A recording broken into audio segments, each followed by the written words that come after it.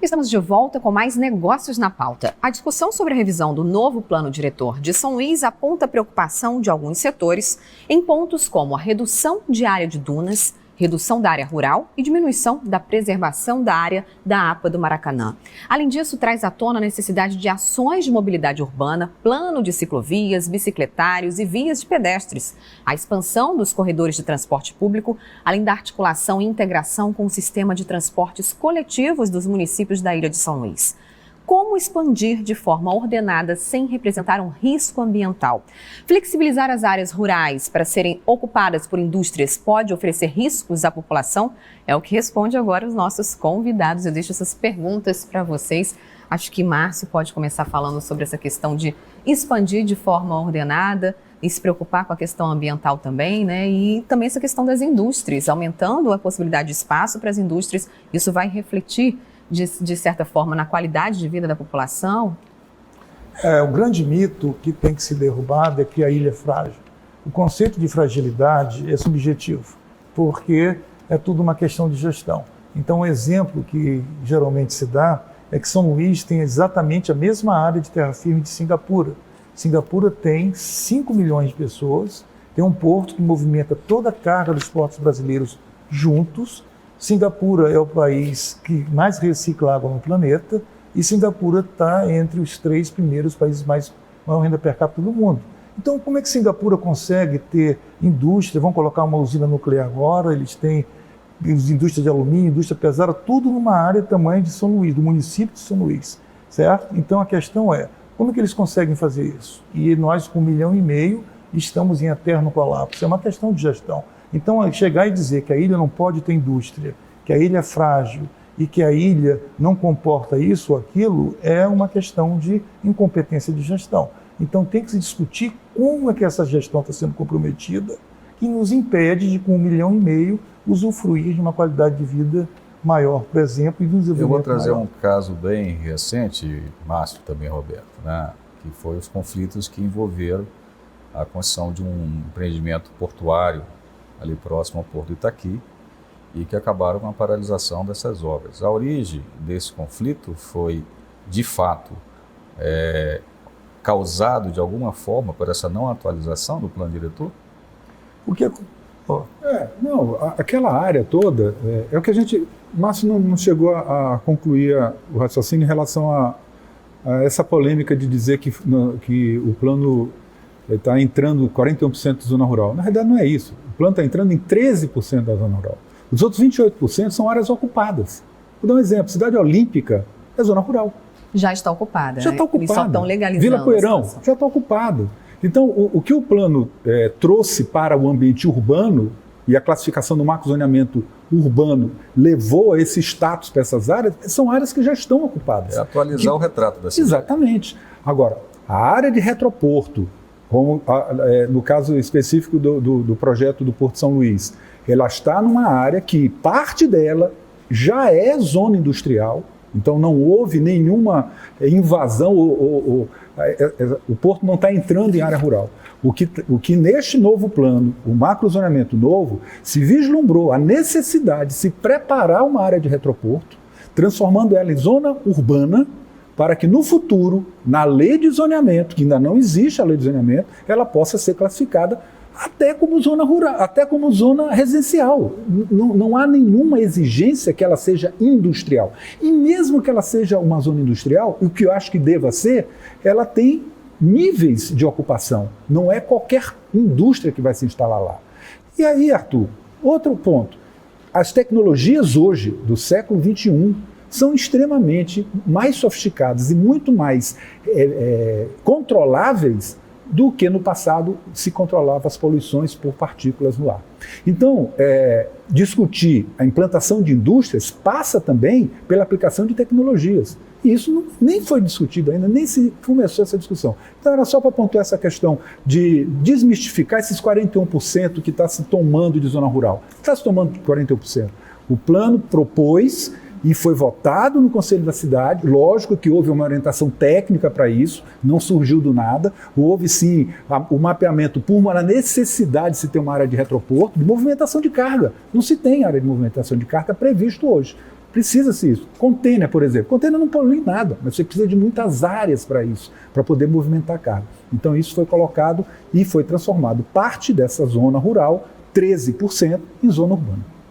Eu acho que o Márcio foi muito feliz no exemplo de Singapura. É um exemplo que eu sempre dou quando se começa a falar desses conflitos de ocupação de São Luís. Assim, por que uma cidade-estado que tem a área da ilha de São Luís e tem 7 milhões de habitantes e consegue fazer tudo isso com uma renda per capita que é uma das mais altas do mundo e não tem água potável? A água vem do mar, né? Então tem problemas muito mais graves do que o nosso aqui.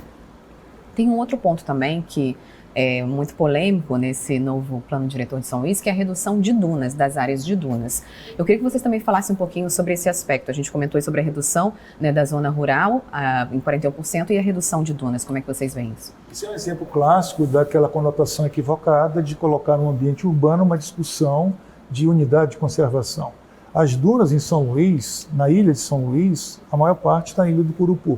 Então estão muito bem preservadas lá nos seus milhares de hectares. As dunas no município de São Luís, basicamente nós temos dunas no Bonfim e algumas dunas que são dunas escalantes, que a gente chama, que sobem nos morros de barro laterita na litorânea. Aqueles morros que estão na litorânea não são dunas inteiro, eles são areia depositada há centenas de anos e milhares de anos no topo de laterita, pissarra, tanto que tem babaçu por trás de todos eles. O babaçu não dá em areia.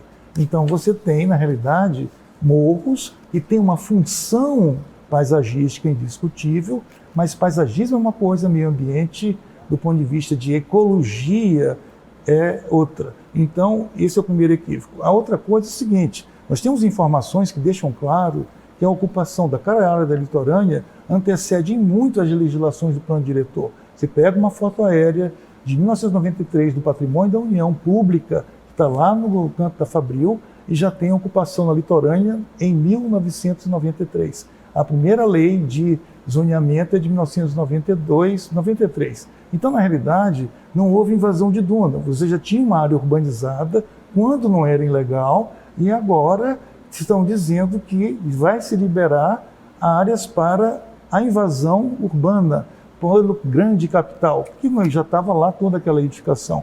As áreas que não estavam edificadas em 93 que continuam não edificadas hoje, elas são todas preservadas em 2006. Mas as áreas que já estão edificadas hoje, há uma discussão em relação ao gabarito, né? Se haveria algum dano ambiental ou qualquer outro tipo, se subisse o gabarito lá, que se não me engano hoje são 4, 5 andares. 3 andares em pilotis. 3 mais pilotis. Né? Só que essas áreas já eram urbanizadas antes da lei.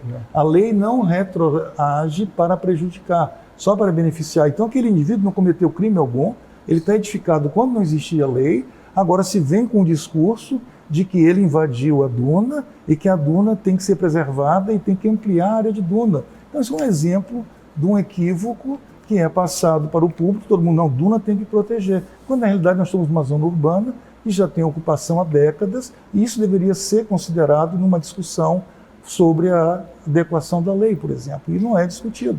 É o mesmo ponto que você pensa em relação à redução das áreas de proteção ambiental, como eles colocam no plano também, redução da APA do Maracanã, né, do sítio Santa Eulália.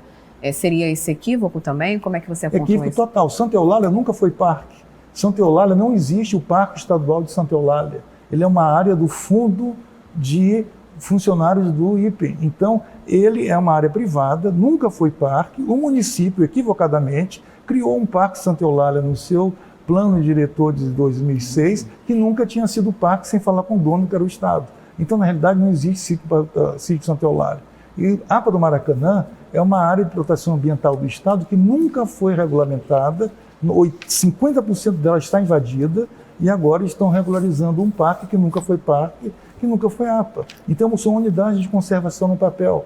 Então, não funcionam como unidades de conservação. Mas, na hora de criar um problema e causar um empecilho e ser usado como argumento para impedir uma urbanização formal, aí isso é usado como argumento. Mas durante 30 anos funcionaram sem nenhum tipo de controle e agora que quer se fazer uma urbanização formal, não, lá é uma unidade de conservação. Vai no entorno de APA do Maracanã, são as áreas que estão sendo ameaçadas ambientalmente, os Jussarais e os buritizais, porque são as áreas de terra firme que estão sendo ameaçadas pela urbanização informal. Tem uma questão que é importante, que eu queria colocar tanto para o Roberto quanto o Márcio. O projeto de lei que está na Câmara hoje, do Plano Diretor de São Luís, ele atende, de fato, todas as necessidades da cidade? Arthur, o plano diretor de 2006 é o melhor plano diretor que São Luís já teve. O que se fez agora, esse plano de 2020, ele é apenas pegou-se o plano de 2006 e se reescreveu. Atualizou. As políticas públicas contidas lá são as mesmas que estão em 2020. A única coisa que se alterou foi o capítulo do macrozoneamento urbano e ambiental, porque ele não conversa com a cidade e não conversava com a lei de zoneamento, que é a lei aplicável. Por isso é que chama macrozoneamento. Ele não é um zoneamento pontual. Eu não posso identificar com essa planta o que acontece no território. Nós propusemos, eu e Márcio, que se colocasse artigos no plano que dissesse, quando vou licenciar, o licenciador tem que ir lá no terreno ver. E não é olhar um mapa de macrozoneamento, onde tem uma linha que na planta, numa escala de 1 para 500, tem uma espessura que só aí come um lote inteiro. E não é assim. Você tem que ir no local para ver onde é que está o acidente geográfico ou a área de preservação ambiental. Então, assim, o macrozoneamento houve alteração. O plano diretor é uma peça muito bem escrita, atende a cidade e dá um passo para que a gente tenha uma legislação contemporânea, aplicável e que se traga novamente a possibilidade de se alterar a lei de zoneamento. Se não votar o plano diretor, fica-se do jeito que está, com uma lei que tem 28 anos de aplicação, essa sim, um prejuízo enorme para a população, porque não traz nenhuma novidade. Para você ter uma ideia, a lei de zoneamento não prevê nem a existência de alguns negócios que existem hoje, porque em 92 não existiam. Lan house, loja de conveniência, lavanderia, não existia. Não existia. Quanto todas as outras leis complementares ao plano, Márcio, que é a lei de parcelamento, de uso de solo, é a lei de zoneamento, a lei de carga e descarga, de mobilidade. A lei de mobilidade é outra lei. Desatualizado isso? A lei de mobilidade, existe, a prefeitura desenvolveu essa lei, mas ela não está sendo aplicada porque não há o zoneamento adequado para ela. A gente pode voltar a falar disso já, entrar nesse aspecto, né, nos desdobramentos da lei do plano diretor. A gente faz mais uma pausa agora, vamos fazer um intervalo e na sequência a gente volta a trazer novos pontos do plano diretor de São Luís para essa discussão. Até já.